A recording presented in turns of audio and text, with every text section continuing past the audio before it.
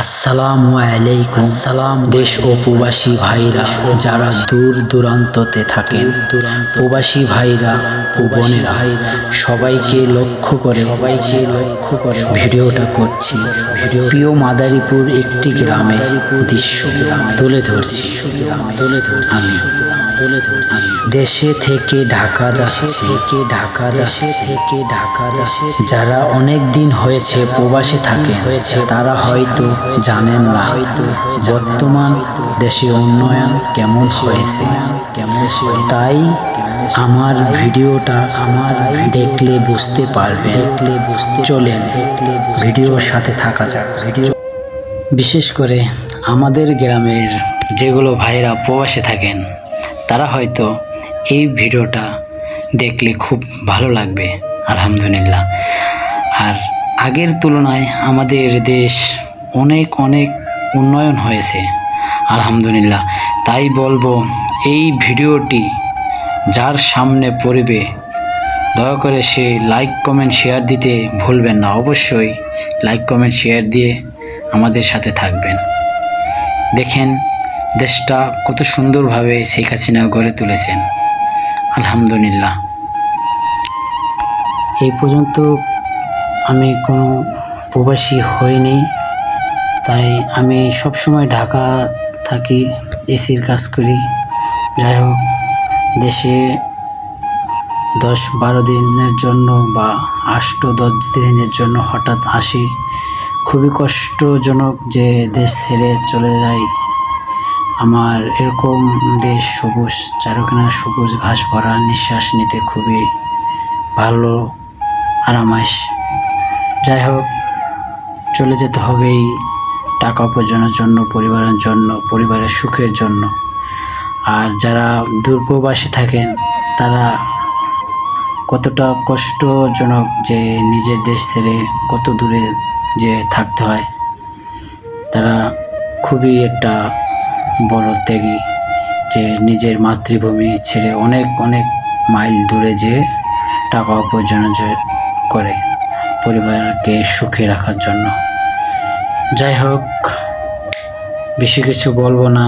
সবার জন্য দোয়া ও ভালোবাসা। সবাই আমার জন্য দোয়া করবেন। আমাদের দেশ আগের তুলনায় বর্তমান অনেক উন্নয়ন হয়েছে। কারণ আগে দেখেছি যারা রাস্তায় থাকতো, তারা পাটখড়ির বেড়া দিত, বা রাস্তায় কেন, আমাদেরও ছিল আগে। এখন যারা রাস্তায় থাকে তাদের টিনের ঘর, আর যারা নিজে জমি কিনে তাদের বিল্ডিং ঘর। যাই হোক, মাশাআল্লাহ, খুব ভালো একটা এই সময় যাচ্ছে আমাদের। এখন আমাদের দেশে গরিব কম, আমাদের দেশ খুব ভালো। আর গরিব কমের জন্য সবচেয়ে বেশি সাপোর্ট প্রবাসী ভাইরা আমাদের দেশের দূরপ্রবাসী থেকে অনেক টাকা উপার্জন করে, বেশি টাকা উপার্জন করে তারা পরিবারকে দেয়। পরিবার একটা আয় উন্নয়ন করে, বা পরিবার ভালো একটা প্রবাসী ভাইদের উপহার একটা ঘর বাড়ি তুলে দেয়। যাই হোক, বেশি কিছু বলবো না।